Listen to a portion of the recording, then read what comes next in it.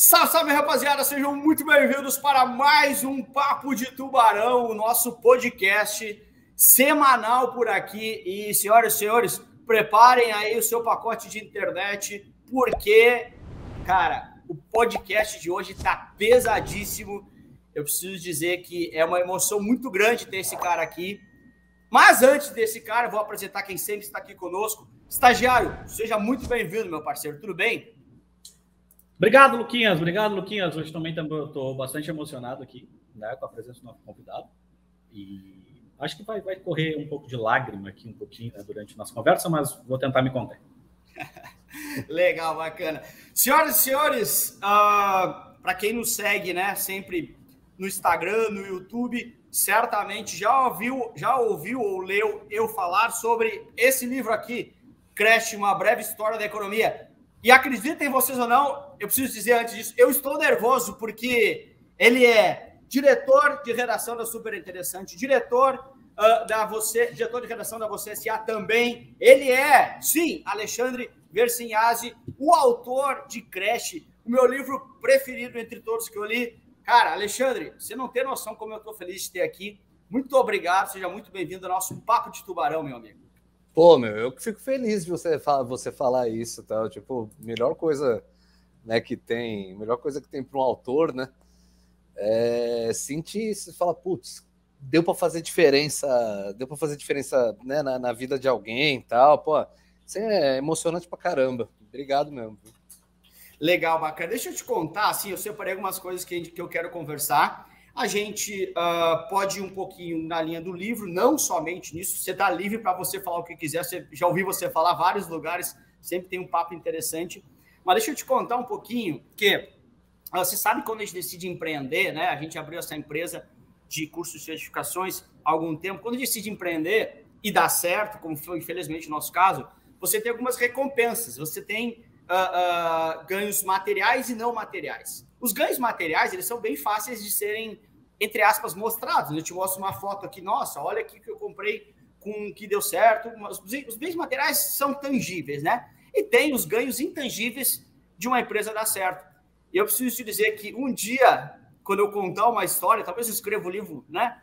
Como você fez, mas se um dia eu contar essa história, entre os bens intangíveis que essa empresa me deu, certamente um dos maiores foi estar aqui falando contigo. Eu estou com frio na barriga e eu não estou falando da boca para fora, não. Então, assim, essa empresa me proporcionou a possibilidade de entrevistar um cara que eu sou fã do trabalho. Então, cara, obrigado mais uma vez aí por estar aí, tá?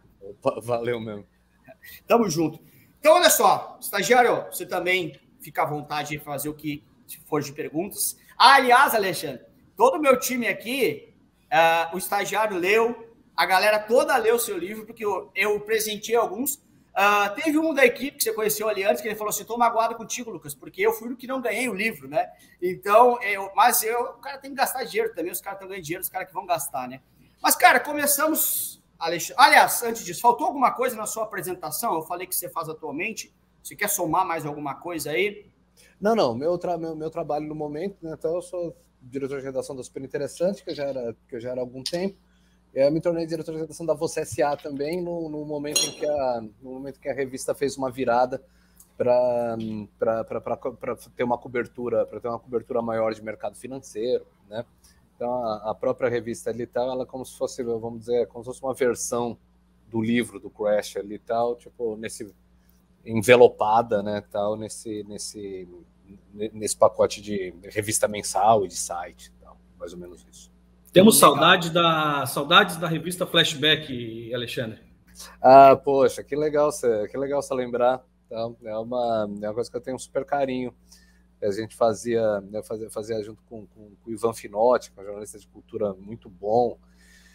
E a gente foi uma coisa mais início de carreira ali, né? Então, a gente já faz 17 anos já, tá? Foi em 2005, 2006. E foi um momento bem legal, né? Era um outro momento, né? Até que você lançava-se revistas sobre assuntos de nicho, né? Tal. Então era uma revista de cultura pop, assim, tal, tipo, que olhava para trás, né? Tal. Então a gente estava no início dos anos 2000, então olhava-se para trás para falar sobre a cultura pop dos anos 80 e tal. Era bastante divertido. Não era tanto a minha praia, né, tal. Tipo, eu sempre fui um cara de ciência e na época eu já estava começando a entrar em economia, mas era extremamente divertido. Foi um projeto bacana. Tenho a minha coleção aqui, tal, tipo, guardadinho. O estagiário na época de 80 já era um rapaz com bastante idade, né? Por incrível que pareça, né? Então ele deve ter acompanhado. Por isso esse apego dele. Mas, Alexandre, deixa eu te perguntar. Você falou um pouquinho da transformação da Você SA numa ideia de mercado financeiro. Eu queria entender justamente isso, assim.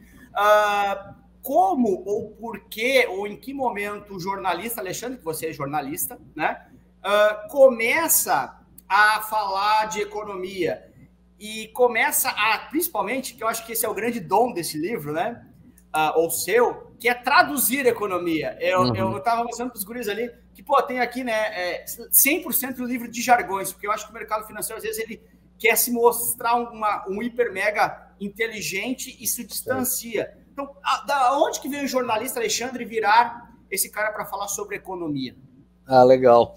Era assim, nessa época eu fazia parte da equipe da Super Interessante e já fazia uns anos ali e tal. Meu trabalho era a minha paixão inicial, né, que era fazer divulgação científica.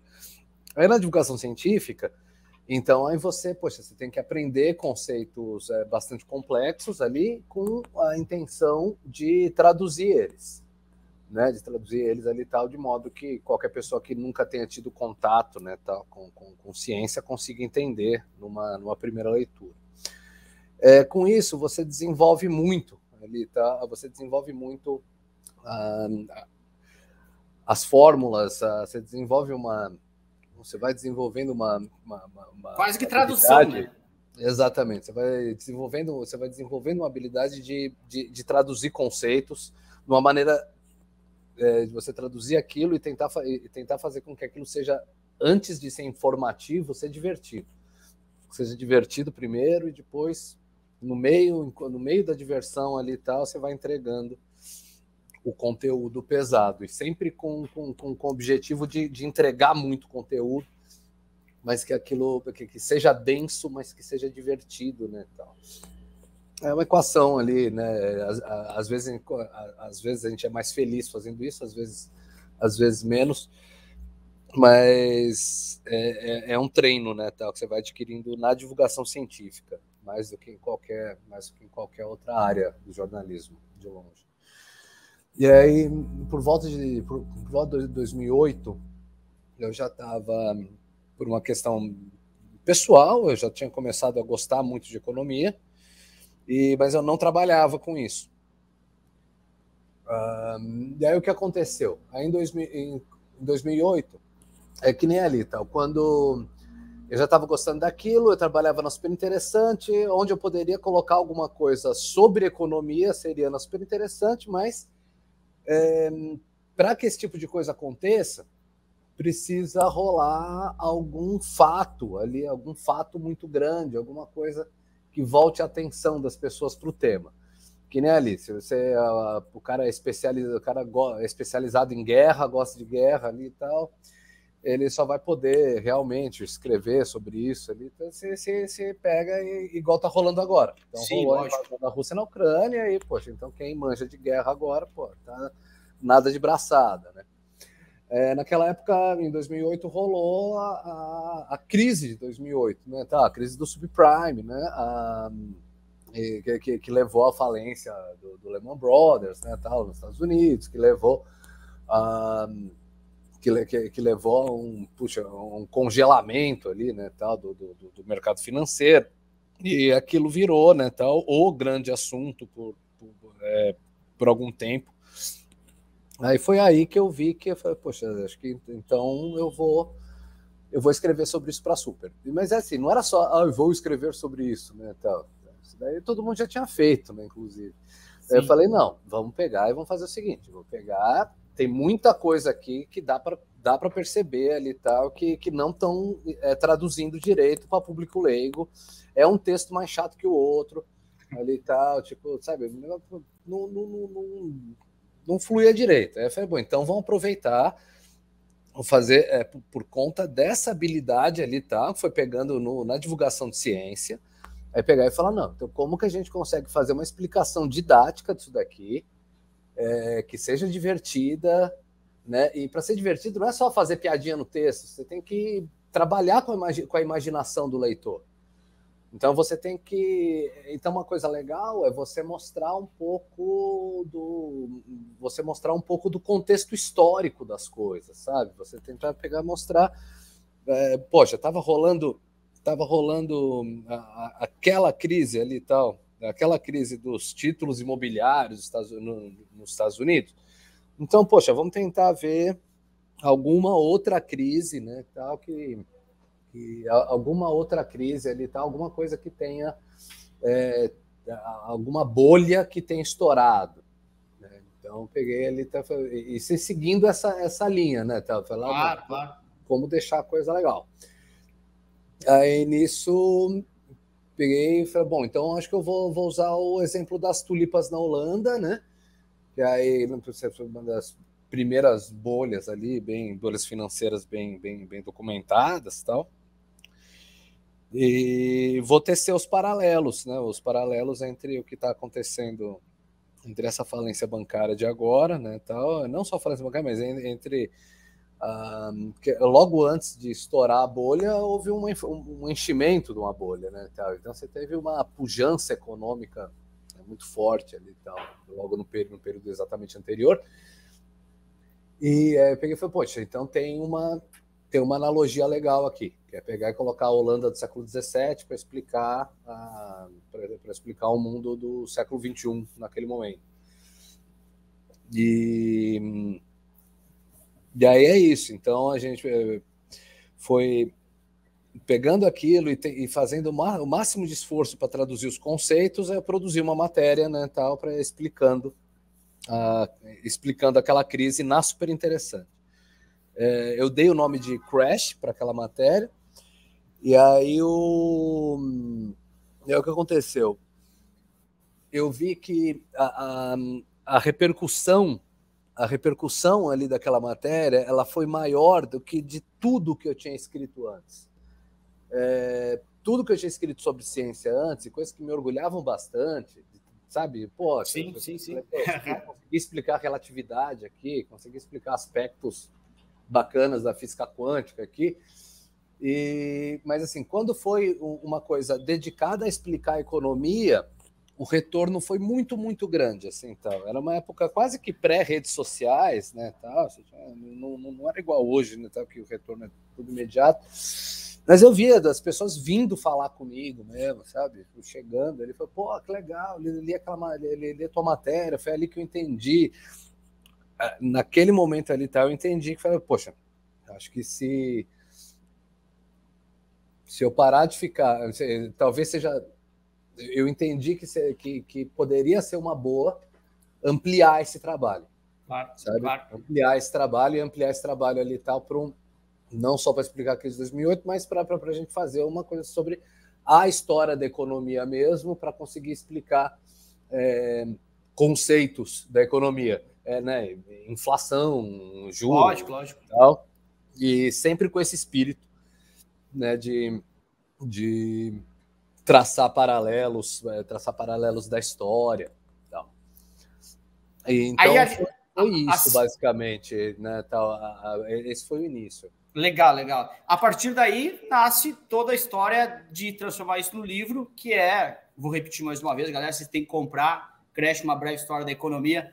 Eu pessoa física, né, além dos presentes que eu dei, eu devo ter acho que uns 4 ou 5 desses, porque eu vou emprestando, os caras não me devolvem, e aí livro é um negócio que se esquece para quem emprestou. Lá em casa eu tenho 2, eu tenho certeza, eu fui ver até para trazer para esse podcast.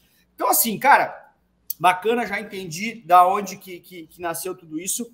E aí eu queria fazer, já se antecipou alguns temas ali que eu gostaria de falar, mas eu queria antes falar num que eu sou, se eu for obrigado a escolher uma passagem específica do livro, é justamente sobre essa pergunta que eu vou te dizer. 2021, ou melhor, nos últimos 12 meses, a gente tem aqui no Brasil uma inflação de 10,5%, mais ou menos, tá? Um pouquinho de boa vontade, um pouquinho mais para lá, mais para cá, enfim, 10,5% de inflação.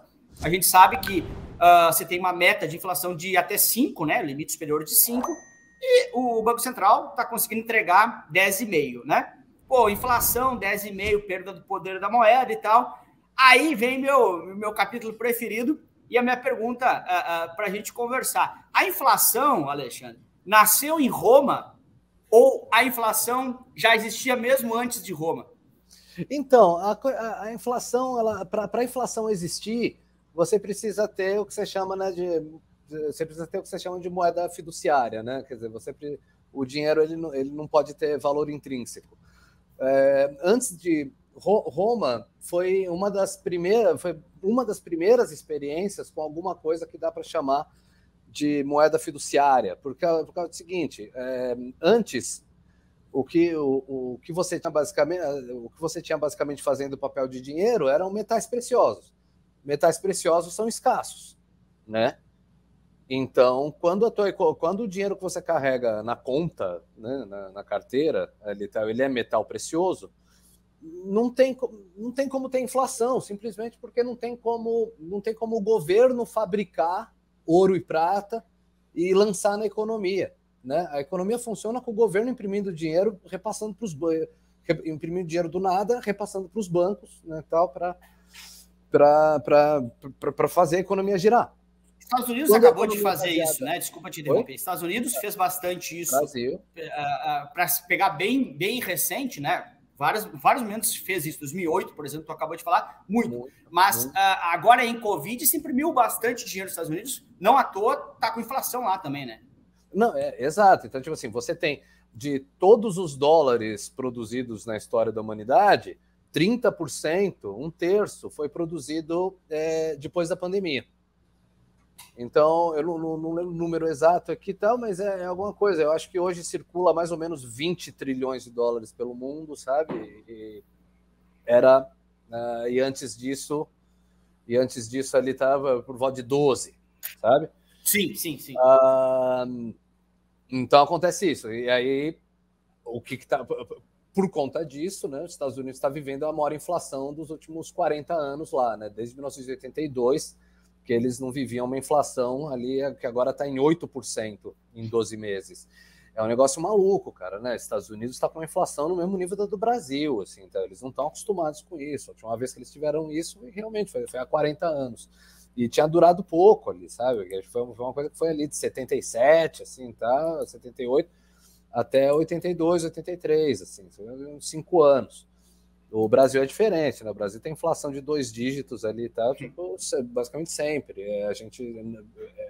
O período recente que teve com inflação de 1 dígito só, ele foi uma grande exceção histórica, né? Então, espero que a gente volte, é óbvio, né? Tal. Não, lógico. Mas aí, olha só, que eu estava falando sobre Roma ali, né? Roma, então, claro, começa a conquistar... Não, e tá tudo certo, tá? Não tem nada errado aqui, porque a gente tá falando muita coisa bacana quando o assunto é bacana, tem bastante áreas junto ali.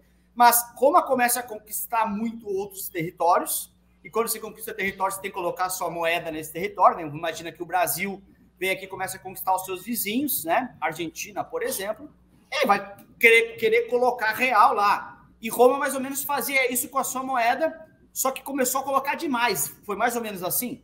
Então, a questão de Roma ali, então, eu acho que nem entra tanto, assim, tá no período que o Império estava, no período que o Império estava extenso pra caramba, porque assim, até algumas inflações de lá ali, tá, já tinham começado até quando na época da República ali, tá, quando a extensão territorial ali era menor. O que acontece? Eles criaram um sistema ali em que a moeda que circulava era feita de cobre barato, bem fininha, né?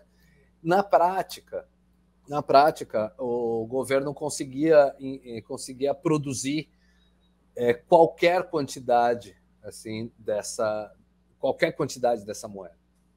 Isso não existia antes. Se você pega ali as cidades-estado da Grécia, eles tinham uma moeda de prata, moeda de ouro, sabe? E a população ali, a confiança da população era em metal, né? Era em prata e em ouro. Isso não são coisas falsificáveis, né? Tem a questão do peso, do brilho, é tudo óbvio, assim. Em Roma criou-se ali o costume de você usar moedas bastante depauperadas mesmo, né, com metal bastante ordinário, como moeda circulante. E o que acontece? Roma, mesmo na época da República, foi um lugar particularmente, né, o modo de... era um lugar particularmente belicoso. Ele era um lugar que estava meio que quase que o tempo todo em campanha, né, de expansão territorial. Para fazer com que a campanha de expansão territorial, para motivar, para fazer a campanha de expansão territorial, você tem que produzir mais comida, você tem que produzir mais arma. Pensa na Rússia invadindo a Ucrânia. Você tem que ver. Claro. É aquilo. Você precisa produzir muita coisa, você precisa colocar gente para trabalhar. Como é que você bota a gente para trabalhar? Então você abre ali, abre uma fundição de ferro para fazer espada. O governo abre, assim, tal. E aí pega como é que vai pagar os caras, né? Imprime, produz ali as moedas de cobre e vai pagando, sabe? E é isso. Tipo, Roma foi o primeiro lugar que fez isso. Vamos dizer, em grande escala.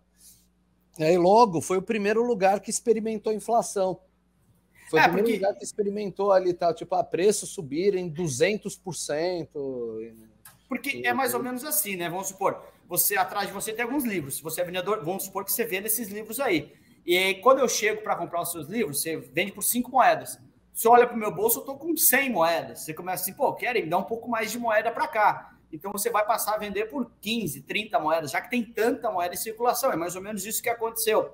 Aí, olha só, assim como aconteceu aqui com Sarney, final da década de 80, aqui no Brasil, Roma também, para tentar segurar os preços, que ele falou assim, Alexandre, você não pode começar a vender esses livros, se você vendia 5, você não pode vender a 20 agora, porque isso é inflação, eu vou ter que imprimir mais dinheiro. Aí Roma tenta fazer que nem o Brasil fez ali em 88, 89, congelar os preços. É isso ou não é? Não, essa é uma coisa que eu achei mágica. Eu achei isso mágico na história da humanidade, que é você ter o primeiro registro de congelamento de preços, né? Na antiguidade, você ter o primeiro registro de congelamento de preço ainda na Roma Antiga, né? Se tu acha mágico isso, Alexandre, lá na Roma Antiga, o que tu acha do nosso vizinho Argentina tentando isso hoje? Meu Deus do céu, né? Tipo, até pra gente tentar mostrar, porque assim, poxa, para quem tá ouvindo, para quem ouve de primeira, fala, qual que é o problema do congelamento de preço? Não vai aumentar o preço, o meu poder aquisitivo vai aumentar, então deveria ser sempre assim, né? Até aí você tem que contar qual que é o problema, né? A questão é que a economia é feita por pessoas, né? Não é feita por robôs. E aí, congelamento de preço tem vários problemas ali. Vamos começar de um bastante básico. Para congelar preços, tem que fazer igual fizeram na Roma Antiga, igual fizeram, né, no Brasil do governo Sarney. Você tem que chegar num momento, falar, parou, todos os preços estão congelados. A tabela é essa aqui. Na Roma Antiga era muito louco, né? Tipo, com um lugar que a parte de comunicação, né, era inexistente, né? Você não tinha você não tinha telecomunicação, né, a comunicação era restrita à velocidade do trote de um cavalo. Não tinha história para postar, né?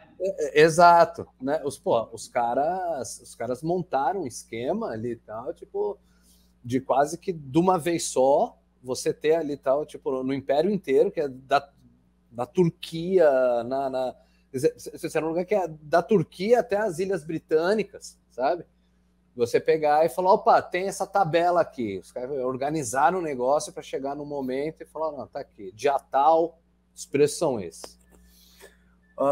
No Brasil foi na televisão, né? Pegou, sei lá, dia 20 e tanto de fevereiro, acho que 26 de fevereiro de 86, pegou e falou, agora os preços estão todos congelados, tem essa tabela aqui, ninguém pode cobrar mais que isso.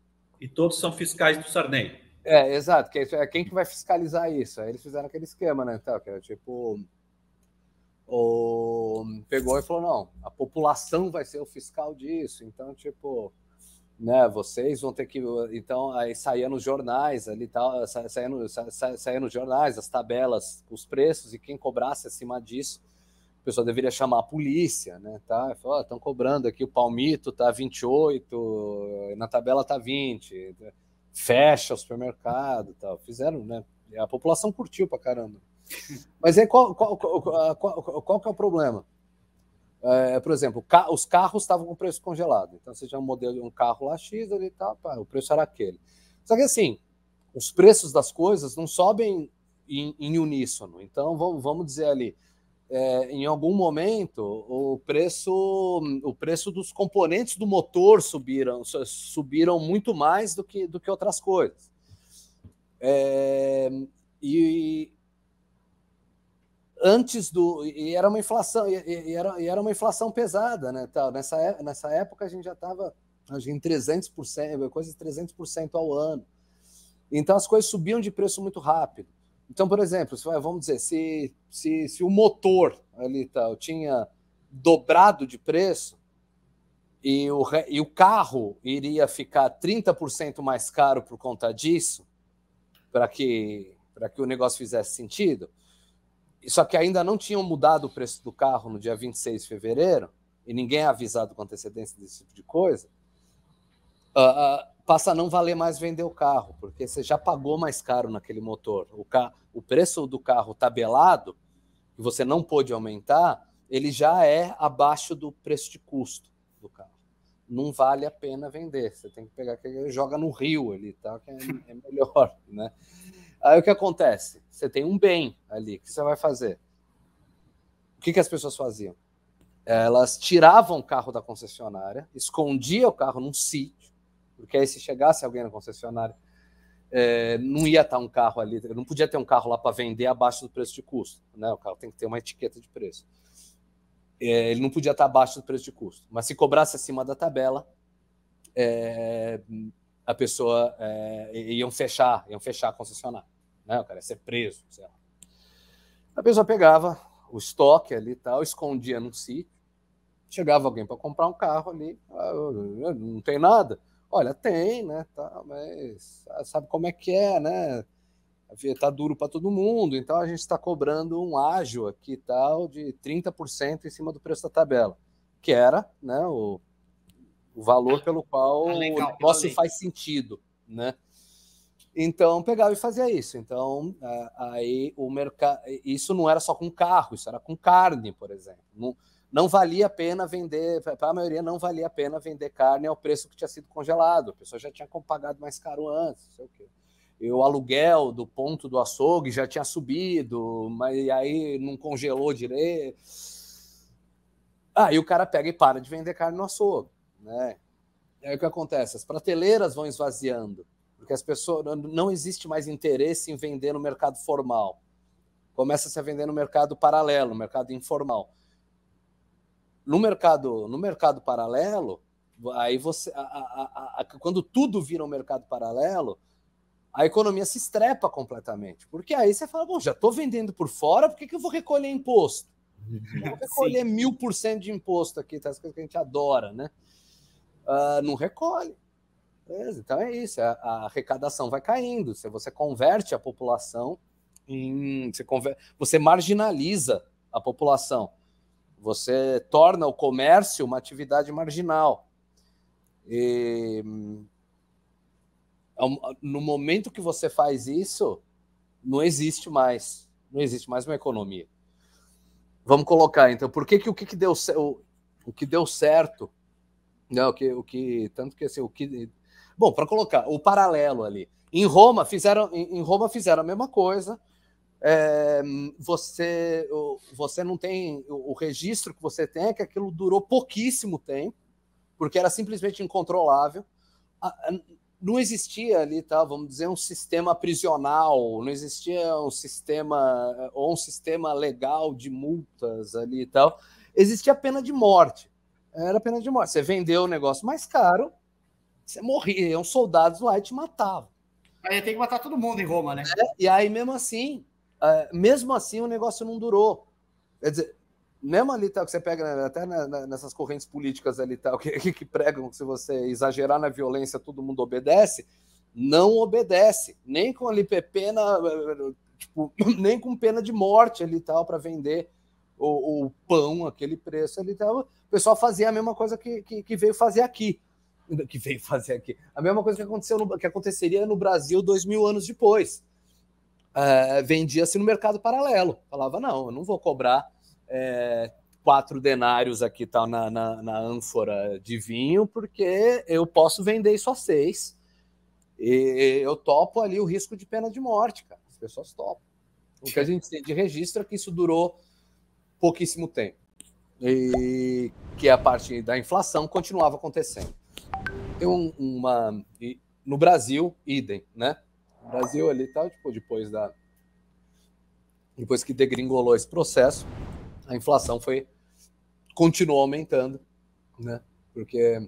Até porque a principal coisa que acontece ali tal para a inflação aumentar é o governo seguir produzindo muito dinheiro, principalmente ali tal quando para, vamos dizer, para pagar as próprias contas. Então, tipo assim, o que fez a inflação nascer em Roma foram as despesas militares. O que fez a inflação nascer no Brasil nem foi o governo Sarney, que foi lá que estourou. Mas o problema meio veio na ditadura militar. Você produzia-se, né, tal, vamos dizer assim, produzia-se muita moeda, né, tal, para financiar hidrelétrica, estádio, né, tal, tipo o projeto de país que a ditadura militar tinha, né, tal, que são coisas grandiosas, né, caras. E não só os militares, antes deles, né, tal, Juscelino fez Brasília imprimindo dinheiro. Tal, tipo, tem que pagar, né? De alguma forma tem que pagar. Imprime-se dinheiro. Eu achei que fosse um milagre econômico. O milagre econômico ali e tal, tipo, vamos colocar que assim, tem uma coisa interessante aí no meio. O ato de você imprimir dinheiro, ele aquece a economia. Então, quer dizer, o que é imprimir dinheiro hoje, para colocar em linguagem de hoje? É quando você baixa os juros. Então, tipo, e por que isso significa imprimir dinheiro? Porque o que são os juros, né? Se os juros estão a 10% ao ano, você baixa eles para 2%. O que você está fazendo? Você está sentando ali, você na pele do Banco Central, você está sentando numa mesa ali tal, virtual, com todos os bancos do país e falando, galera, olha, antes para emprestar dinheiro para vocês, eu cobrava 10%, você tinha que me devolver 10% dessa porra aqui. Agora não, agora é só devolver 2%. Vai lá, empresta para o cara comprar a casa dele a 9%, me devolve 2%, tá tudo certo. O que os bancos fazem? Eles falam, opa, tô afim, tá valendo a pena esse risco, tá, vale o risco aí. Aí o banco pega muito mais dinheiro emprestado do governo, do Banco Central, os bancos pegam muito mais dinheiro emprestado quando é a 2 do que quando é a 10, porque quando é a 10 fica difícil de pagar depois. Da onde que o Banco Central tira esse dinheiro? Tira dos pobres? Não, ele tira de uma máquina, né? Até como a gente nem precisa mais imprimir dinheiro, né? 99,999% do dinheiro tá em forma de bytes, né? Então você simplesmente digita, né? Você digita 2 milhões de reais para o Itaú. Sim. Empresta para o Itaú ali e tal, a juros de 2% ao ano. Isso acontece no mundo inteiro, é assim que funciona e é ótimo. Mas o que acontece? Só até para o ouvinte ali tal que não está muito familiarizado. É assim que se produz dinheiro hoje, é baixando o juro. Porque aí, nesse momento, o Itaú levanta a mão e fala, eu quero 1 milhão. O Banco Central pega... Então, é todo seu, ele digita na conta do Itaú, do Bradesco, do Banco Pan. Ele digita na conta ali, tá, e beleza. produziu-se um dinheiro que não existia, né? Deixa eu te perguntar, Alexandre, assim, porque é bem nesse tema também, né? Que eu já quero encaixar com uma outra passagem que eu acho muito legal. Você falou muito bem, pô, olha só, a galera baixa juros, aconteceu agora que a gente falou 2%, chegou realmente 2% na taxa básica de juros, né? Que é justamente essa referência que tu acabou de falar, justamente uma resposta para tentar estimular consumo. Sempre que o Estado, né, tenta magicamente mexer na economia, tem o preço depois. Isso, todo ciclo acontece. Isso aconteceu em Roma, aconteceu aqui no Brasil, tantos anos depois. E isso é o que a gente chama de uma política monetária expansionista, né? É questão de prova, inclusive, para a galera que estuda certificações aqui. Política monetária expansionista, jogar mais dinheiro no mercado. Perfeito. E aí, olha só, antigamente, você falou um pouquinho sobre isso, as moedas, elas eram, por exemplo, precisava de ouro ou de prata para fazer. Eu tinha que ir lá numa mina de ouro, eu, como país, tinha que ter uma mina de ouro para conseguir jogar aquele número limitado de moeda na economia, porque eu não tinha como imprimir ouro. E aí me conta como é que é a história, que chegou o momento que Grécia falou assim, putz, eu não tenho mais como pegar ouro, nem tenho como pegar prata suficiente para fazer uma política monetária expansionista. E aí, o que Grécia fez para conseguir, mesmo sem ter a matéria-prima suficiente, conseguir aquecer a sua economia se não tinha matéria-prima suficiente? É isso, eles depauperaram, né, as moedas de prata. Que aí você tem, né, que você tem o coin de Depauperaram é um termo bonito para dizer falsificar, né? Praticamente, né, tal, porque aí você, por exemplo, o que eles consideravam ali, tal, dentro da realidade deles, eles consideravam que uma moeda de prata era uma moeda que tivesse ali mais ou menos 75%, né, de prata pura. E aí, para conseguir, o que acontecia ali, você não tinha um sistema bancário na época, mas você tinha muita gente endividada. Para conseguir financiar essas pessoas, os setores da economia que estavam endividados, o governo decidiu abrir os cofres para salvar esse pessoal, entendendo, né, que se não fizesse isso, a economia ateniense ali e tal iria para o espaço. Não havendo prata suficiente para produzir a quantidade de moeda que eles precisavam produzir, eles reduziram, vamos dizer ali, tal, não lembro os números exatamente aqui, mas uns 75% para 50%, para 25% de prata. Então, quer dizer, então, com a mesma quantidade de prata que você fazia uma moeda, você passou a fazer 3. Né? Que é o imprimir dinheiro de hoje, né? Isso que é o mais legal, né? Tal. Tipo, isso tem um paralelo óbvio com a ideia com o conceito de imprimir dinheiro, né? Numa época em que nem existia o conceito de moeda fiduciária. É incrível ali, né? Tá? Você vê esse tipo de medida, né? Tá? Esse tipo de medida ele funcionar em algum momento da história, né? Tal, ou mesmo ali você vê conceitos da economia moderna, que é a política expansionista de dinheiro, você vê que ele é tão essencial em alguns momentos que mesmo quando não existia nem o conceito de moeda fiduciária, deram um jeito de fazer política expansionista, deram um jeito de pegar e jogar mais dinheiro na economia. Isso é mágico, assim, tá usando a palavra de novo, sabe? Mas e o que acontece?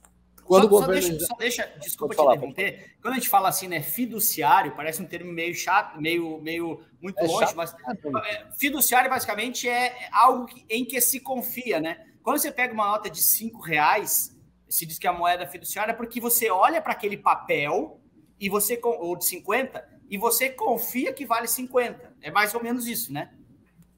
Mesmo ela não valendo em si 50. Né? Exato. Aliás, desculpa, Alexandre. Aliás, esse é um outro conceito que eu me lembro de ter lido no livro, que é uma coisa, para mim, foi muito legal. Acho que foi a primeira vez que eu pensei sobre isso, que era que na verdade, O ser humano, ele tem capacidade de acreditar em coisas que não existem. A gente, sei lá, registra um CNPJ e a gente se sente parte de uma empresa que, na verdade, é uma entidade imaginária, na verdade. Sim.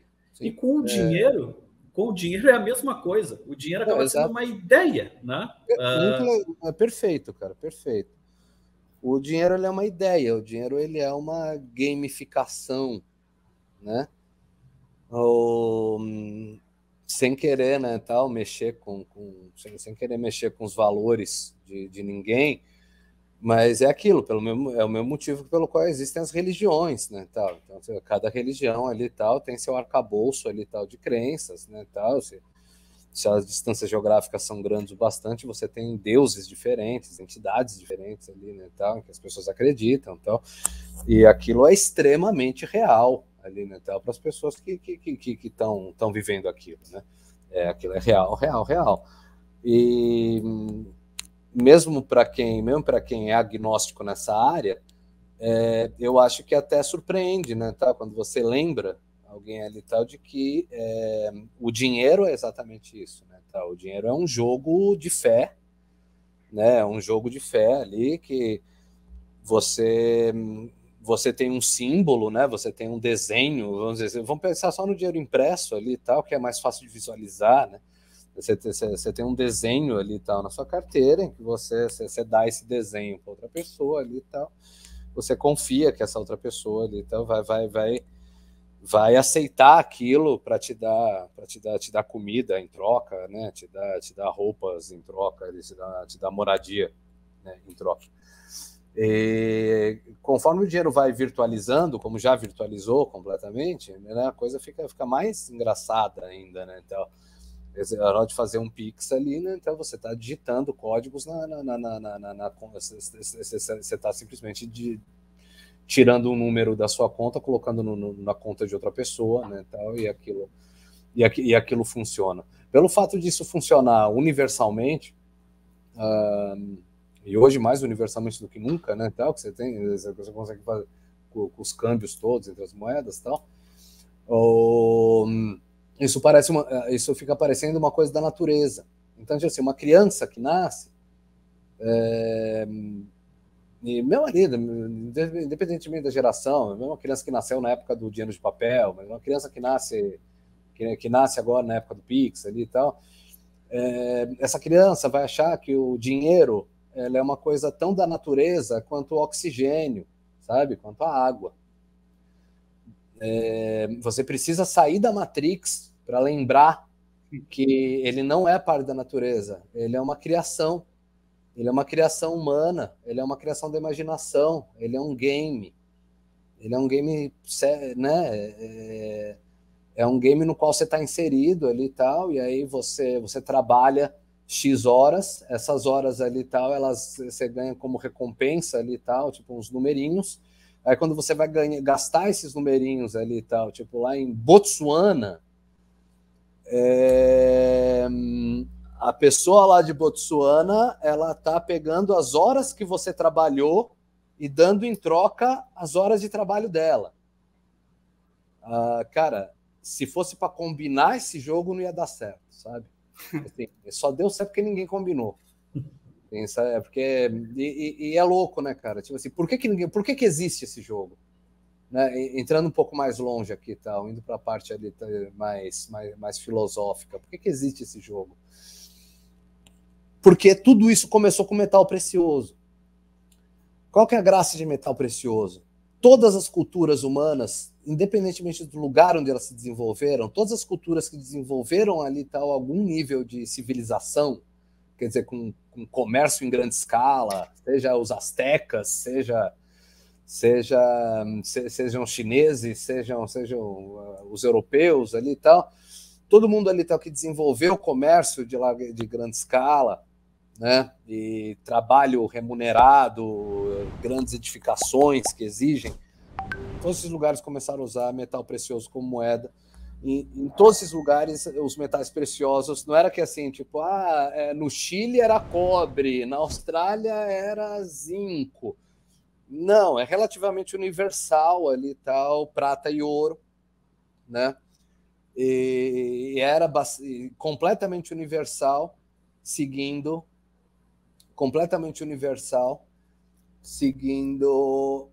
a regra da escassez. O ouro é mais escasso do que a prata, então o ouro vale mais que prata.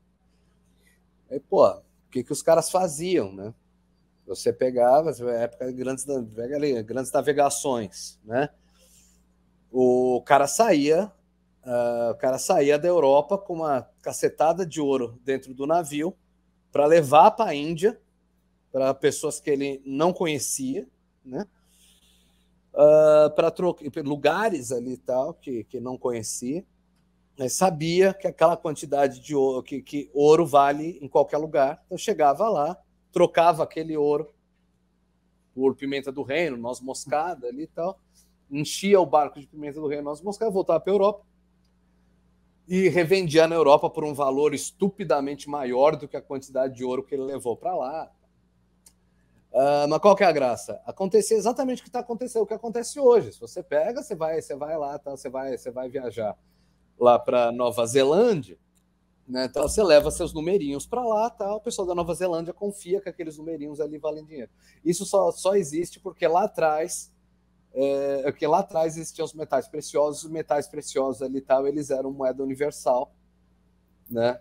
Com o tempo, é um salto até interessante, né? Tipo assim, até hoje tem gente que acha que o dinheiro é lastreado em ouro, né? Tá? Até hoje tem gente que acha que tem um cofre cheio de ouro em algum lugar ali, né? Tal, para garantir o valor da moeda. E não, né, cara? E deixa eu te perguntar, Alexandre, desculpa te interromper, mas o dinheiro, beleza, metais preciosos, era moeda de troca, mas o que já foi dinheiro antes disso? Porque se utilizou muita coisa. O dinheiro, como a gente vê hoje, hoje, naturalmente, é isso, mas o que já foi utilizado como dinheiro? Não como dinheiro, mas como moeda de troca, além de metais preciosos. Tá. Aí você tem exemplos. O metal precioso foi o que mais deu certo, né? Tá? O que mais universal e que ficou mais tempo, né? Porque é até hoje, né? Inclusive, né? Tá? Os países têm reserva de ouro até hoje. Na Rússia mesmo, acho que um quinto das reservas dele é ouro que está lá em Moscou mesmo. Mas é isso, em várias épocas da história, você teve outras coisas que fizeram esse papel. Então, por exemplo, na primeira civilização que você tem, que é a Suméria, você tem um registro ali tal extremamente sofisticado de que o dinheiro ali, o que circulavam eram tabletes super bem desenhados ali tal, tipo, difíceis de falsificar. Eram tabletes que davam direito a você ir no armazém real, digamos assim, né? E você ir no armazém da realeza ali e sacar sacas de grãos. Alexandre, daí olha só, cara, a gente falou bastante coisa aqui bacana, mas tem um outro ponto também que eu acho que quando eu li aquilo brilhava meus olhos, porque você entende, né? Hoje todo mundo enxerga a Bolsa de Valores, é mais ou menos entendível, né?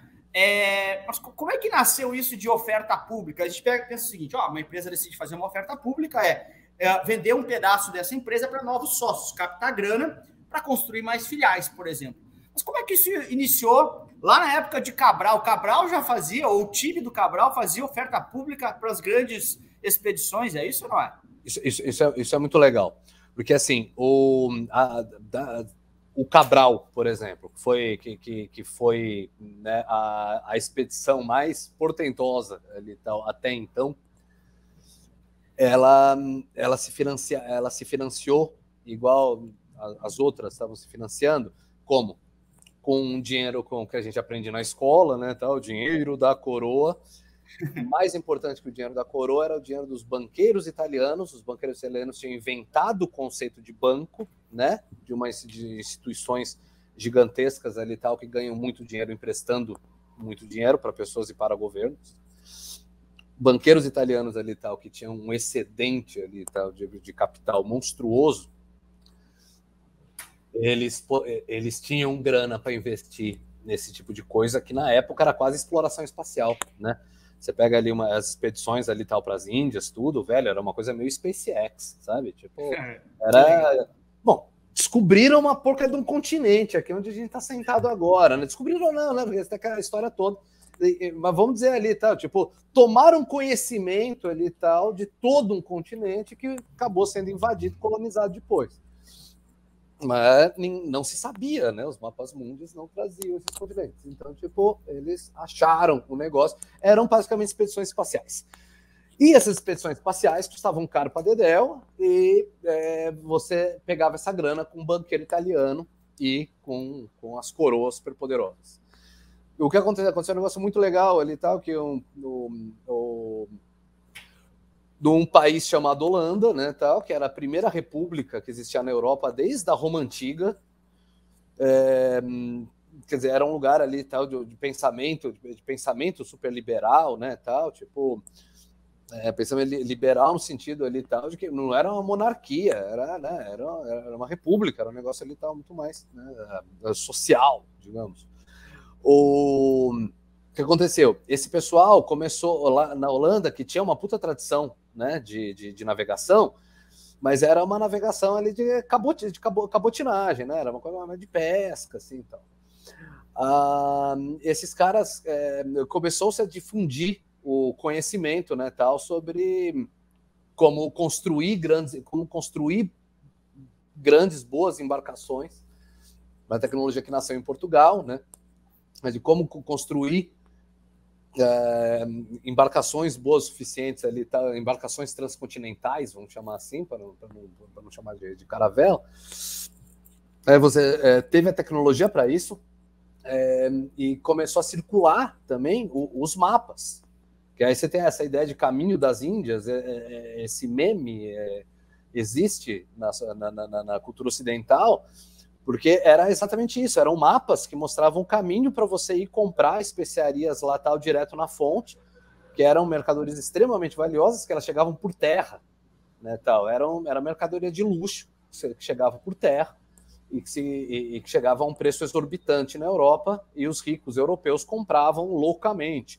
Então, como ganhar esse dinheiro? Opa, vamos direto para as Índias ali, vamos descoberto o caminho das Índias, né, tá, a gente faz isso. A Holanda pegou ali tal, eles estavam com a tecnologia na mão, estavam ali tal com os mapas na mão e não tinham dinheiro. Eles eram uma república, eles não eram uma coroa, eles eram pobres. Eles não tinham acesso aos banqueiros italianos. Os banqueiros italianos estavam bem demais ali tal com Portugal e Espanha. É tudo política também, né, cara? Então, tipo, os caras já estavam fechados ali, né? E aquela Colombo era genovês, né, tal, você vê, essa ligação da Itália, assim, né, tal, com as grandes navegações. Colombo era genovês e navegou pela Espanha, né? Então era isso, você tinha a grana da Itália que fazia com que a tecnologia de Portugal e Espanha, né, tal. A Holanda entrou de gaiata aí e não tinha dinheiro. Só que assim, não tinha dinheiro, só que o relativamente pouco que tinha era bem distribuído. Era uma população ali de classe média, né? Essa população de classe média, eles tiveram a ideia de fazer, galera, vamos fazer uma vaquinha aqui em Amsterdã para bancar uma grande navegação holandesa, para bancar a expedição holandesa para a Índia e a gente ganhar dinheiro, todo mundo. Fizeram essa vaquinha, organizaram essa vaquinha num lugar que chamava Bolsa, que era justamente um lugar, ele já chamava Bolsa antes, era tipo um mercadão, Bourse, né? Organizaram a vaquinha como? Pegaram e falaram, olha, a gente vai fazer uma expedição, a gente vai fazer uma empreitada para as Índias, uma empreitada. Essa empreitada, ela vai custar, vamos lá, vai custar 1 milhão. Vou colocar um valor do nada aqui. A empreitada vai custar 1 milhão. Vamos fazer o seguinte, vamos dividir isso aqui em 1 milhão de pedaços. Quem quiser comprar só um pedaço, beleza, dá um dinheirinho de leve aqui E vai acontecer o seguinte, e quem quiser comprar mais pedaços, né, se tiver mais bem de vida, aí você compra 10 mil pedaços ali. Tá? E o que acontece? Cada um que comprasse um pedacinho, que entrasse nessa vaquinha, comprasse um pedacinho ali tal da empreitada, ele teria direito ao lucro, a uma proporção do lucro dessa empreitada equivalente ao tanto que ele colaborou na vaquinha. Ele ficava com papel na mão, esse papel, vamos dizer, chamava uma participação na empreitada. A palavra ação, ela vem de participação. Sensacional. No inglês, na língua germânica ali e tal, tipo, a parte que ficou não foi a ação, foi a parte. Era participação, o que é? Parte em uma ação. Em inglês ficou só o parte, que era o share, sabe? Então, quer dizer, em inglês, uma ação em inglês é share, parte. Em português, né, tal, é ação, que é a segunda parte da palavra. As pessoas ali, elas tinham comprado essa empreitada, e quando a empreitada, vamos dizer, quando a empreitada voltava, ela pegava e recebia uma parte do lucro. No começo, isso era de empreitada em empreitada. Até que, quando esse conjunto de empreitadas ali tal se solidificou em uma empresa, em uma corporação, a primeira corporação da história da humanidade, que chama Companhia Holandesa das Índias Ocidentais. Então, quer dizer, as pessoas ali passaram a ter participações, passaram a ter ações dessa companhia, né? E ela foi lançando mais ações no mercado ali, então. E aí era aquilo. Então, tipo assim, no século XVII, a pessoa já tinha ali, ela já podia fazer, ela já podia ter uma parte do dinheiro dela em ações. Eram ações de uma empresa só, né? E que os dividendos dessa empresa eram pagos, né, tal, com um lucro que vinha das expedições para a Índia. A Inglaterra copiou essa ideia imediatamente, a coisa foi. Que é exatamente igual, né? É igual, né? O que você comprar uma ação hoje, você comprar uma ação da Vale, da Petrobras, se aquela operação der lucro, você ganha dividendos, se não der lucro, você não ganha dividendos. Se não der lucro, não ganha. E aquela coisa, acho que assim, eu acho que muita gente faz uma confusão de achar assim, que poxa, se eu comprar uma ação da Petrobras hoje, eu vou estar ajudando a Petrobras, eu vou estar dando dinheiro para a Petrobras ou para quem quer dizer. Não, né? Só tem um momento em que você realmente está dando dinheiro para a empresa, que é o lançamento das ações, que é o IPO, né? A oferta pública inicial, ou nos follow-ons, né? Então, que são as outras ofertas. Para facilitar, vamos falar só no IPO. É na hora do IPO ali, né? Então a empresa pega o Nubank, acabou de fazer o dele, né? Então, o Nubank chegou e falou: opa, tô vendendo, eu não sei qual que é o share do Nubank que circulou pelo mercado, mas vamos dizer que tenha sido ali de 50%. Então pegou ali, poxa, 50%, dividiram o Nubank em, vamos dizer, em 1 bilhão de partes, né? Tal, os controladores ali tal ficaram com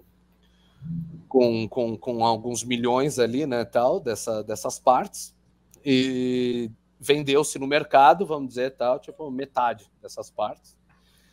Esse dinheiro foi para os controladores, né, tal, para que eles pudessem investir no negócio e tornar o negócio mais lucrativo, expandir.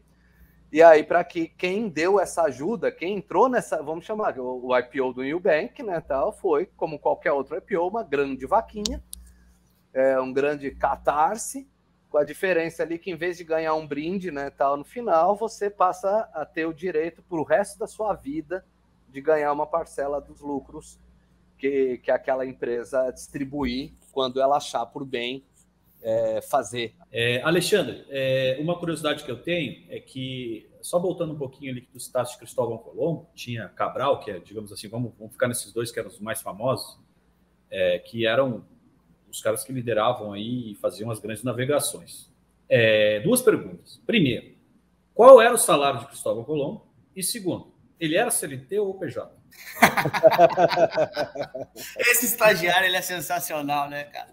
Ele é sensacional. Eu não sei se tu vai ser efetivado um dia ou não, estagiário, mas que tu merece, tu merece. Cara, o do Colombo, eu não pesquisei, eu pesquisei o do Cabral, mas acredito ali que tem algum grau de equivalência, já que eu chutaria que o do Cabral ter sido mais, porque a expedição, né, tal, do Cabral teve mais de 10 embarcações, a do Colombo tinha 3, né, e a do Cabral levou ali um monte de diplomata, líder religioso, era uma coisa realmente grande. Não foi para trazer para a Bahia, né, tal, era para levar para a Índia, né, só que eles pararam, eles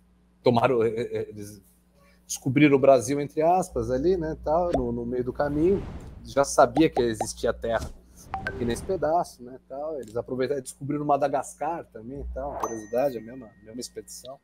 Chegaram na Índia ali, tal, e fizeram os negócios deles. Era fazendo o cálculo ali, tal, pela moeda portuguesa da época, quanto que a moeda portuguesa da época, que chamava cruzado, quanto que essa moeda portuguesa valia em libra, aí atualizando pelo valor da libra, ali tal, desse tempo todo, fazendo todas essas atualizações, você chega, o Cabral ganhando um salário anual equivalente a 5 milhões de reais, né? Aí você tinha os capitães dos navios ganhando uma coisa equivalente a 40 mil mensais, e os marinheiros ganhando uma coisa que, fazendo na ponta do lápis, ali você chega em 5 mil mensais. 40 mil mensal é um diretor, né, de uma instituição, né, mais ou menos. Assim. Esse que é engraçado, né? Porque assim, eram 12 era um CEO ganhando 5 milhões, que é uma grana ali tal de nível de CEO de grande empresa, né? É mais ou menos nessa faixa que o sujeito tira. Um diretor de empresa ali e tal, 40 mil é um salário condizente com um diretor de empresa. Então, e os capitães de cada um dos 12 navios, eles eram, obviamente, os diretores da empreitada. E vamos dizer, o trabalhador mesmo ali, né, tal, que era, poxa, os milhares de marinheiros ali tal que você tinha na expedição, eram ganhando ali tal por volta de 5. Daí, Alexandre, deixa eu te fazer uma pergunta que é um paradoxo, assim, meio estranho, né? Pensa comigo o seguinte, né? A gente falou bastante sobre inflação, a gente iniciou falando de inflação, minha primeira pergunta foi essa, e a gente chegou à conclusão que sim, uma inflação fora de controle, ela é ruim, né? A perda do poder de compra, ninguém quer inflação. Inflação é aumento dos preços. Então, se talvez o cara está nos ouvindo agora falando assim, caramba, então tem que estar tudo sempre barato. Quanto mais barato, melhor. Se a gente perguntar para uma pessoa assim, você quer pagar barato? Todo mundo quer pagar barato. E aí eu te faço a seguinte pergunta, que está no teu livro, né? Tem uma frase assim, tudo muito barato é ruim, mas ser barato não é bom? Como assim tudo muito barato é ruim? Explica para a gente aí, por favor. É aquela coisa, né? Para quem tá acostumado a entender corretamente que inflação é uma coisa ruim, você imagina que o contrário dela, que é a deflação, que é os preços caírem, então deflação é bom. Não, o bom é uma coisa mais próxima da manutenção. A inflação é ruim e a deflação ela consegue ser pior que a inflação. É igual quando você, sabe, é frio e calor. Frio em excesso é ruim, calor em excesso é ruim. Frio em excesso, você se agasalha e sobrevive. Calor em excesso, você ferve, você morre. A deflação é tipo calor. A inflação é péssima, mas é possível você ter uma economia até sob hiperinflação. Todo mundo se ferra ali, tá? Mas é possível ter produção com inflação, com hiperinflação. É possível. Num cenário de deflação, não. Que é o que acontece? Num cenário em que os preços caem todo dia, em que os preços caem o tempo todo, não vale a pena fazer negócio. Não vale a pena você produzir. Por que você vai produzir pão? Se o preço do pão era 5, caiu para 4, agora está 3, agora está 2. Aí você fala, opa, eu vou começar a produzir pão para fazer um dinheiro. Putz, mas amanhã vai estar 1 o preço do pão. E aí, então não vou fazer pão, então eu vou ficar aqui olhando para o céu, tal. E é exatamente o que as pessoas fazem numa situação dessa. E isso não é uma ficção. A deflação, ela foi o que causou a Grande Depressão nos Estados Unidos. Deflação é um baita problema. E aí você pensa, poxa, mas a gente está aqui falando em imprimir dinheiro, inflação. Como que é possível um cenário de deflação? Como que é possível os preços caírem? Aí tem um pulo do gato. A gente estava falando muito ali lá atrás sobre metais preciosos, né, tal, que foram, poxa, a primeira forma universal de dinheiro. Tal. O que acontece? Até na primeira metade do século XX, as grandes economias, ali as que davam mais certo, elas eram completamente lastreadas em ouro, justamente para não ter inflação, para não ter problema disso, sabe? O Brasil não era lastreado em ouro e já tinha problema com inflação no século XIX, crise do encilhamento, uma crise de inflação.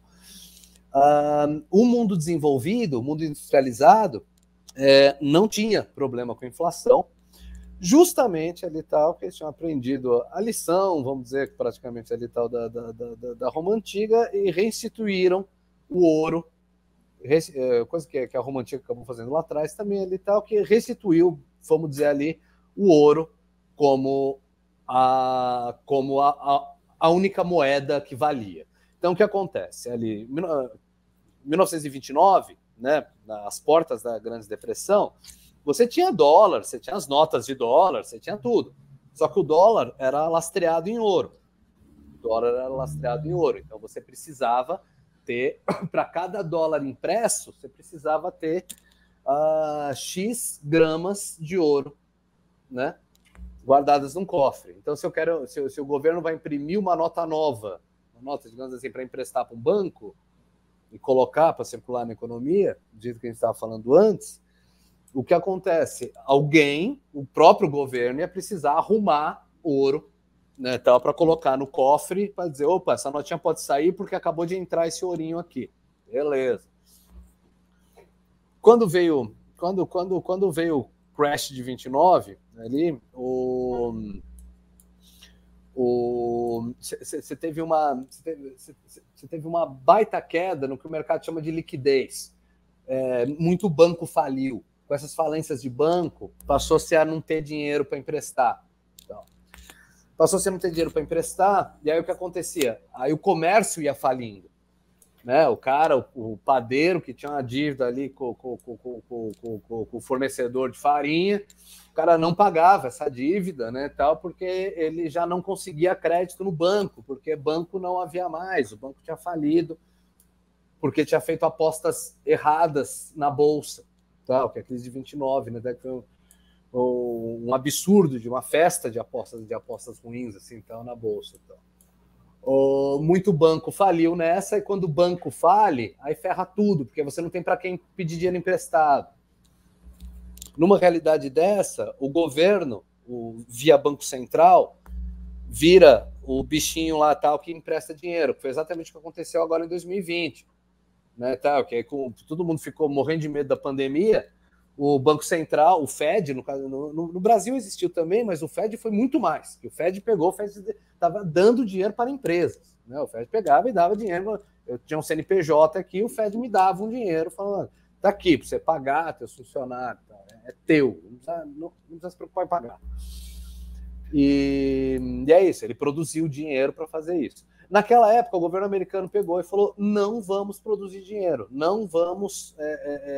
Existia uma ideia até moralista, que era muito ali tal de pegar e falar, não, deixa quebrar. Esses caras ali tal, eles quebraram a bolsa, deixa quebrar. Esses bancos são especuladores, eles fizeram apostas ruins. Isso não está dentro das leis de Deus, isso é proibido pela Bíblia, sabe? Era nesse nível, assim. Era extremamente ali tal, conservadora. Tal. E os caras deixaram quebrar. Como foi deixar quebrar? Eles, para não deixar quebrar, eles deveriam ter cortado o padrão ouro, eles deveriam ter suspendido o padrão ouro, imprimido dinheiro pra caramba, deixado todo mundo, dava dinheiro de graça para o pessoal pagar as dívidas, tal, tipo, botava na cadeia que era para botar, mas emprestava dinheiro para quem... E era melhor emprestar primeiro, perguntar depois, assim, sabe? Para não deixar quebrar. Mas eles não fizeram isso. Eles pegaram e falaram, não. O padrão ouro continua. O Banco Central não vai fabricar $1 a mais ali tal do que já existe. Eles não emprestaram dinheiro para ninguém. Aí rolou uma quebra em cascata. O padeiro não pagou para o fornecedor de farinha, o fornecedor de farinha não pagou para o plantador de trigo não pagou para o cara do fertilizante, né, tal, e aí todo mundo ficou sem nada, todo mundo ali ficou sem nada. E aí rolou o que a gente chama de Grande Depressão, que foi um momento em que a maior economia do mundo, os Estados Unidos já era 25% do PIB do mundial, igualzinho é hoje, chegou a um desemprego de 30%. Nossa. Se for pensar ali, o desemprego no Brasil hoje é de 11%, né, tal, e poxa, e é pesado. 30% ali e tal, poxa, cara, é o que você via ali é o que você vê em crise brava mesmo, sabe? Desemprego de 30%, né, tal, renda da população indo para o espaço. E o que fosse acontecer? Tinha muito pouco dinheiro circulando. Com pouco dinheiro circulando, os preços iam caindo. Então, ali, tipo, né, o negócio que custava 5 passava a custar 4, passava a custar 2. Você teve ali uma deflação acumulada, eu acho que assim, nos primeiros anos da década de 30, você teve uma deflação acumulada de 20%. O que realmente parece que, poxa, super ok, né? A pizza custava 100, vai passar a custar 80, né? Então isso é muito legal, mas não, por incrível que pareça, uma baixada dos preços nesse nível ali e tal, ela é suficiente para destruir a produção econômica inteira. A produção econômica é uma coisa muito delicada. Então o que aconteceu? Aí nisso o PIB foi caindo tudo. E chegou-se ali tal, uma coisa que era próxima da barbárie. Então só para fechar ali o quanto que a deflação claro, pode ser ruim. Então, tipo assim, numa economia moderna, numa economia complexa, que se um pedacinho dela quebra, cai o castelo de cartas inteiro, é muito difícil você simplesmente pegar e dizer, você dizer ali tal que tipo, a moeda fiduciária tem que acabar, esse negócio aí, ela cria inflação. E eu estou dizendo isso ali tal porque, tipo, até na época que eu escrevi o livro, nem se falava sobre esse tipo de coisa. Só que bem naquela época mesmo, estava surgindo o Bitcoin.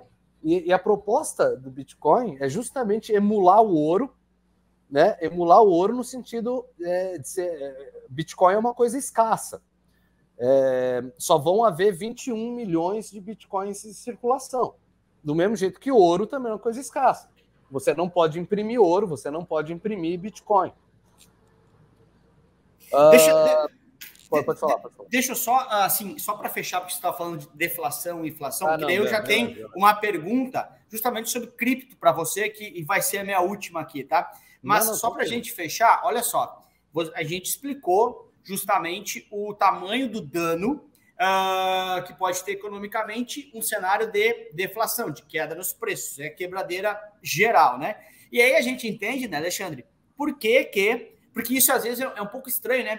Poxa, se inflação é ruim, por que Brasil, tem uma meta de inflação? Ou seja, o chefe, o Conselho Monetário Nacional, fala assim, você tem que ter essa meta de inflação, justamente por quê? Porque ter deflação é ruim. Então ele fala assim, olha só, eu quero que você aqueça a economia e você pode errar um pouquinho. Então, beleza.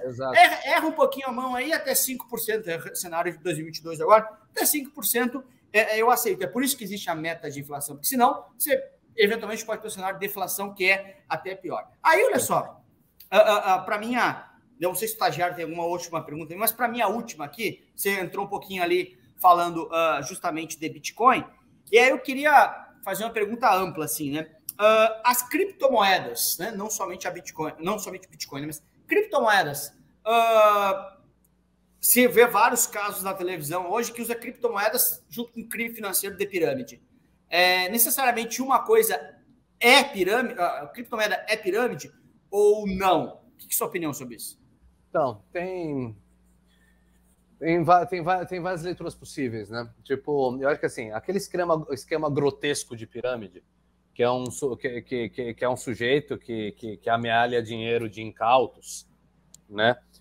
Usa-se muito criptomoeda para isso, porque é uma coisa nova, né? Tal, então é um chamariz. Em vez do cara dizer que ele inventou um tipo de privada nova que vai dar muito dinheiro, o avestruz. Lembra que tinha do avestruz?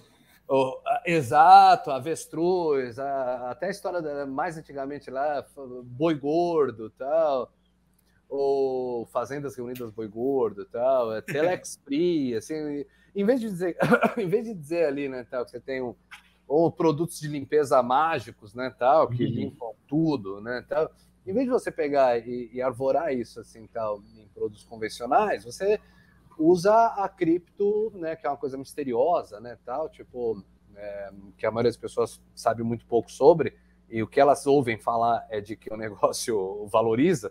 Mas bom, vou usar isso, faço pirâmide. Aí você tem aqueles picareta lá, tal, de Cabo Frio, sei lá da onde, né, tal, aquelas histórias que já ficam anedóticas, né, tal, de grandes pirâmides em torno disso. E não, criptomoeda ali tal, não faz sentido você pegar e dizer, né, que não é um esquema, né, tal. Mas qual que é a treta? Existe um lado piramidal nessa história. Existe um lado piramidal ali, tal, não é nem intencional. Existe um lado, vamos dizer, de tulipa nessa história, sabe? De um ativo, de uma coisa que as pessoas não sabem bem para que funciona, que não sabe bem para que serve, e que, na verdade, não tem uma utilidade. Não tem. Sorry, não tem. O estagiário, ele... Ó, quero só ver... O estagiário, quer opinar, estagiário? Não, eu acho que assim... acho que a cripto... Não, só um pouquinho. Eu acho que a cripto, ela segue a linha do dinheiro, ela é uma ideia. Sim. Então... se o pessoal pegar confiança, vai. Exato. Então, se a cripto, tanto quanto qualquer moeda, seja o dólar, seja o real, ela vale o que as pessoas acreditam que ela vale. Sim, sim. E o mais difícil é fazer a pessoa acreditar que vale. Bitcoin, por exemplo, conseguiu fazer isso. Então, exato. Então, na verdade, a questão aí, e aí, como o Alexandre citou lá, as tulipas, né? Que eu acho que, inclusive, se eu me lembro bem, foi por esta pesquisa, de daqui a pouco relacionar lá 2008 com uma bolha, ele chegou lá na Holanda com as tulipas e esse acaso todo fez nascer um livro que a gente gosta muito. E por causa disso, eu te perguntaria então, Alexandre, minha última pergunta, desde as tulipas, qual é a próxima tulipa do momento? Pode ser cripto, se tu quiser escolher, não tem problema, não vou ficar magoado, vamos continuar amigos. Não tem problema. Mas tu enxerga alguma tulipa contemporânea? Olha, eu realmente acho que não dá para sair da parte de cripto. Vou explicar o motivo. Eu acho que as criptos são uma ideia genial. Tanto a do Bitcoin, que é a original, que é a mãe de todas, que ela faz muito bem o papel de você... A ideia original dos caras que criaram ali, do movimento cyberpunk lá, tal, cypherpunk, né, tal, que criou a coisa toda, era criar uma espécie de ouro virtual. Não, bons códigos criptografados, eles são únicos, eles são incopiáveis, eles são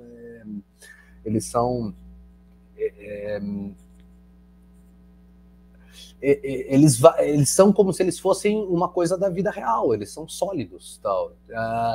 Então a gente pode criar ali, tal, unidades de código criptografado ali, tal, e tipo, só que a gente faz numa quantidade limitada. Então a gente coloca ali, tal, que o máximo que vai ser minerado do sistema são 21 milhões de unidades. E aí com isso cada unidade ela já nasce escassa. As pessoas passam a ter confiança de que aquilo vale alguma coisa. Igual aconteceu ao longo da história da humanidade com o ouro. E no segundo momento, o ouro emprestou esse valor para o dinheiro, porque o dinheiro representava ouro. O Bitcoin, ele entra representando uma propriedade do ouro que o dinheiro deixou de ter, né? Depois que acabou o lastro em ouro, depois que acabou o padrão ouro, que só foi terminar para valer mesmo em 1971, né? Há pouquíssimo tempo. O Bitcoin é uma ideia genial. O problema, conforme ele foi valorizando, ele foi ficando extremamente popular e a grande maioria das pessoas só entendia que um Bitcoin não era um substituto de ouro, não entendia, ou que era uma ideia ali e tal para você não ter que pagar impostos escorchantes, tal, e numa ideia para você ter um comércio mais livre, tal. Ninguém estava pensando nisso. O pessoal estava comprando porque o negócio um dia valia $100, no outro valia 500. Aí deu em 2016, o negócio foi lá de 500 para 7 mil, 15 mil, 20 mil dólares. E aí, nessa época, tudo foi conhecido, porque, tipo, descobriu o filho da vizinha que tinha, vamos dizer, filho da vizinha que tinha 10 bitcoins. Esses 10 bitcoins, eles valiam 5 mil dólares, passaram a valer 200 mil dólares. Aí eu falei, cacete, uns nerdzinhos ali e tal, tipo, estão conseguindo muito mais dinheiro do que qualquer fundo, do que qualquer outra coisa. Isso vai rolando no boca a boca. As pessoas têm, dá um fogo no coração das pessoas, sabe? E aí a gente teve, depois de 2016, deu uma baixada, mas aí vamos dizer que teve a segunda onda, né? Maior ainda, a segunda onda do Bitcoin, ali 2020, 2021, que elevou o valor ali tal da unidade do Bitcoin, né, para 65 mil dólares, né? E aí, mesma coisa, o valor tinha caído ali, digamos, ali, tá, tinha caído ali para 10 mil dólares. Pá, o negócio foi muito rapidamente para 65 mil. Aí voltou a ter ali, tá, voltou a ter a coisa toda. Aí que cripto entrou de vez mesmo ali, tal, foi agora nessa segunda onda, né, tal, 2020, 2021, entrou nessa segunda onda, né, e era muita gente ali pegando. O que a pessoa fazia? Ela não comprava Bitcoin para ela ter liberdade financeira, para ela não era com o propósito pelo qual o Bitcoin foi criado, né? Não, comprava-se Bitcoin, eu vou comprar 1 milhão em Bitcoin hoje e vou sacar 35 milhões. A imensa maioria das pessoas, imensa maioria das pessoas, compra Bitcoin para ganhar moeda fiduciária. O objetivo da compra de Bitcoin hoje é comprar moeda fiduciária. Para moeda fiduciária, comprar carros, iates e viagens, né? Tal. Tipo, isso sai completamente da filosofia. E aí você teve, só para terminar rapidinho, não é só Bitcoin, né? Tal. Nessa segunda onda, as outras moedas, né? Tal, principalmente as moedas de outras blockchains que ofereciam funcionalidades mais interessantes que Bitcoin, a começar pelo Ethereum, elas experimentaram valorizações, né, tal, inéditas na história da humanidade. Então você começava a ver tipo uma criptomoeda X que não se sabia bem ali, tá? Porque ela tem uma blockchain aqui que parece que é uma blockchain mais rápida, tal. E ela é boa para registrar NFTs, tal. Então, aí essa criptomoeda, sei lá, Solana, tal, tipo, pega e valoriza 20.000% no ano. 20.000% no ano, você pega uma pequena quantidade de dinheiro e para de trabalhar, né, em um ano. A partir do momento que aconteceu isso com um monte de gente, muita gente, né, muita gente ficou rica fazendo isso. O que acontece? As pessoas que não ficaram, elas pegam e falam, não, tem que chegar a minha vez. O que a pessoa faz? Ela compra um monte ela compra fundo de altcoins, quer dizer, fundo de criptomoedas com potencial de subir 20% no ano. Cara, isso para mim é tulipa, entendeu? Porque assim, você tem 20 mil criptomoedas hoje, né? Dessas ali e tal, você tem algumas dezenas ali e tal que tem alguma aplicação, né, que que realmente tem uma rede de blockchain que pessoas usam ali. E dessas dezenas ali e tal, tipo, diversas delas ali e tal experimentaram valorizações absurdas, e algumas dessas valorizações aconteceram em questão de uma semana, sabe, 10.000% em uma semana ali e tal. Isso é tulipa, cara, isso é tulipa moderna mesmo, assim, sabe, que é tipo, pegou as valorizações das tulipas ali e tal, que era coisa de 2.000% em 3 anos, que é uma valorização que você tem em certas ações, a ação da Tesla subiu mais que isso, aí você potencializou, né, tal. Então a gente tem, eu acho que o conjunto das criptomoedas ali, e os fundos de cripto, os fundos de altcoin e tal, eles são uma tulipada mesmo, assim, tal. É bolha para estourar. Eu não digo que todo conceito de cripto é isso, vamos até colocar. Eu acho que o Bitcoin conseguiu uma coisa que parecia impossível, que era tipo, ela parece ali tal que o valor dela não vai cair a zero, parece que pessoas vão aceitar Bitcoin talvez para sempre. O Ethereum ele faz coisas ali, ele proporciona coisas, ele não é só uma moeda de troca, né? Ele proporciona registros de propriedade ali e tal, extremamente sólidos. Registro de propriedade é uma coisa que interessa, as pessoas querem ter, é uma necessidade humana. A blockchain do Ethereum faz bons registros de propriedade, então o Ethereum também tem algum valor, porque ele é o petróleo, digamos, ali tal, que gira, que faz essa engrenagem girar, né? Mas é isso, mas eu acho que as dezenas de criptos ali tal, que não se sabe bem a utilidade, que nem tipo a cripto lá que o Elon Musk estava bombando de brincadeira ali, sei lá, Shiba Coin ali e tal,